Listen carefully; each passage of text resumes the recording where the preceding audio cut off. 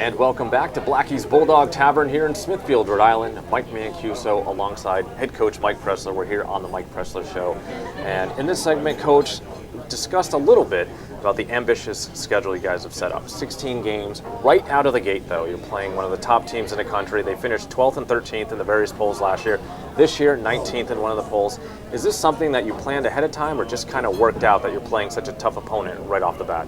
Actually, Jim Nagel, the former Colgate coach, contacted me about playing those guys. And before we could actually play them, he left and went to Stony Brook, who actually we're going to play them down the road anyway. But you look at Colgate, their last time they teed it up was their last game a year ago. They beat Maryland at Maryland, and Maryland went to the national championship game. So we've had some formidable openers in the past. Our first game ever in 2009 at Virginia. Our 2010, our next opener was at Carolina. So this is something we're kind of used to, certainly embrace.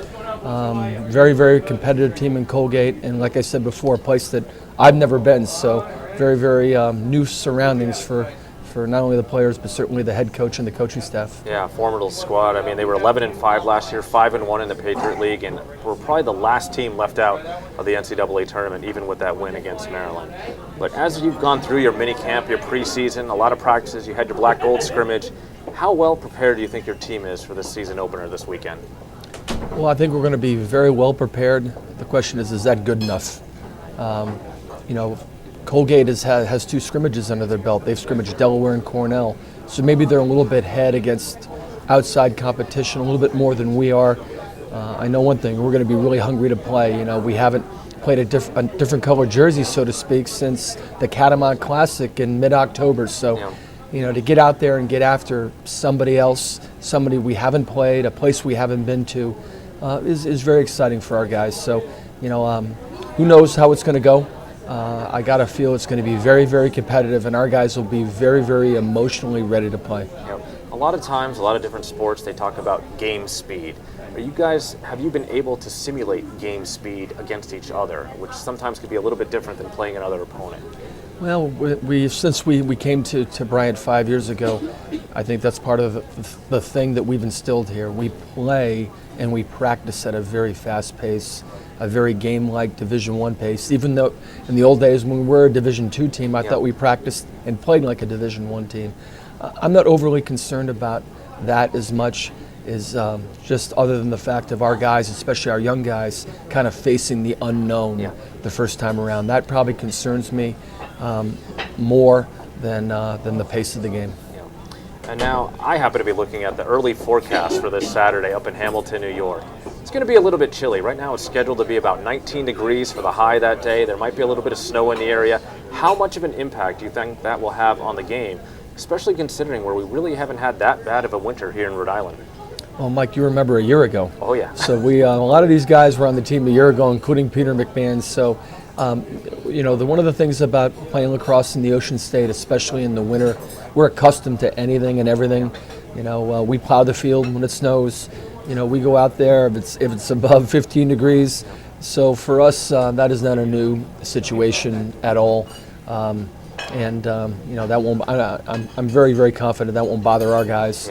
Us coaches will be dressed up, and we got the gear and the hats and the gloves, but I don't think that'll be a factor in this game at all. Good to hear. How much value do you place on winning that first game of the season? And in your opinion, is there ever such a good thing as a good loss? Well, the second part, the good loss thing, that's in the rearview mirror. I mean, this is year 4 of the Division I model for us. We won 30 games in 3 years at the Division I level. The moral victories, the great one-goal losses don't sit well with me, and certainly don't sit well with the boys either. So this is about winning. And one thing about Division I lacrosse is there's 2 ways to get in the NCAA tournament. One is an at-large bid, where your league, automatic qualifier. Everybody knows that through basketball. Yeah. The other is an at-large bid. To get in as an at-large team in the 16-field NCAA Division I tournament, you got to beat some tough, ranked at-large opponents. Colgate's one of those guys. So, to beat a team like Colgate, if you're fortunate enough, everybody that they beat down the road, you kind of get on your side of the ledger. So for us, and one of our goals is to make the Division I NCAA tournament as an at-large bid in 2012. A win against Colgate up in Hamilton would go a long way to getting closer to that. Yeah, but it would be a great way to get some of your younger guys the taste of winning early on and give them some extra confidence as moving ahead. As we look specifically at this Colgate game on Saturday, from a defensive standpoint, what are you guys going to be really trying to do, trying to get after it, especially trying to deal with somebody like Peter Baum? Well, I've never seen Peter live play. I've seen him on tape a bunch and certainly on TV a bunch. He's an accomplished offensive player as there is, in the game today.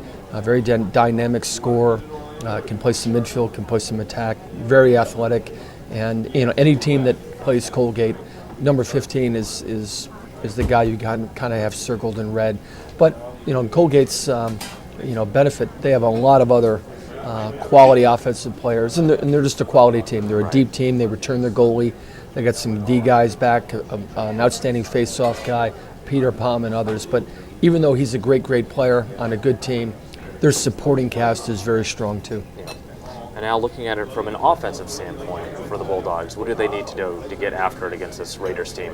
Well, it's we're not going to overstate this and get too much into what they do because it's the opener. I don't think they're going to get too worried about what we do either. I think each team is going to concentrate on themselves. We're going to push the tempo and play as fast as we can, but there'll be times when we'll have to slow the tempo down. Protect some of our youth maybe at some defensive spots. We got to win face-offs. You want to control the tempo and play more at the offensive end. You have the ball back more. And then obviously Jamison Love has to have an outstanding day in the goal. I mean, you're not shutting out Colgate. Right. But to keep, if you could possibly figure out a way to keep them in a single-digit game, I think that would benefit us. And one final quick thing, if you had to pick an X factor for the Bulldogs for this weekend's game, who would you pick?